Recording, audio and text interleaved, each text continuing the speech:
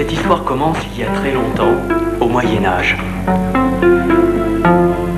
Il était une fois un jeune troubadour qui allait de château en château et que l'on appelait Petit Pierre. Une nuit dans la grande forêt, alors que Petit Pierre s'était fait un gîte sous les arbres, un seigneur qui rentrait seul d'une longue chasse vint à passer près de sa maison de feuilles. Le cheval de sire Geoffroy marchait sans bruit, à petits pas, harassé par toutes ses courses. Petit Pierre ne remarqua donc pas que quelqu'un l'observait. Et ce que vit par hasard ce soir-là Seigneur Geoffroy, personne ne l'avait encore jamais vu. Petit Pierre était agenouillé près d'un sac entrouvert et semblait rayonnant. Ses mains étaient frémissantes. Ses lèvres traduisaient l'extase. Son visage était illuminé.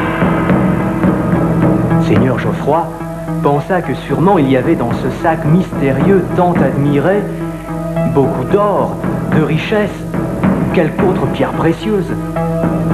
Se pouvait-il qu'un pauvre troubadour soit plus riche que lui?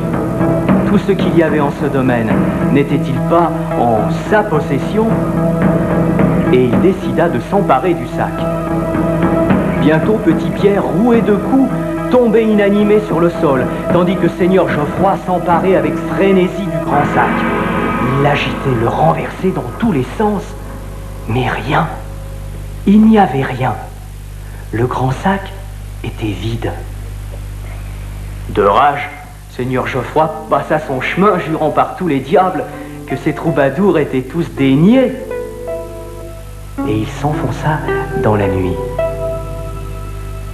Quand la fraîcheur du matin vint réveiller Petit Pierre, celui-ci avait mal, mais il se mit à rire de sa mésaventure et alla la conter à un grand chêne au cœur de sève.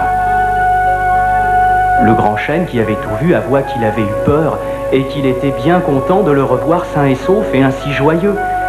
Petit Pierre éprouva beaucoup de sympathie pour ce chêne et il décida de lui confier son secret.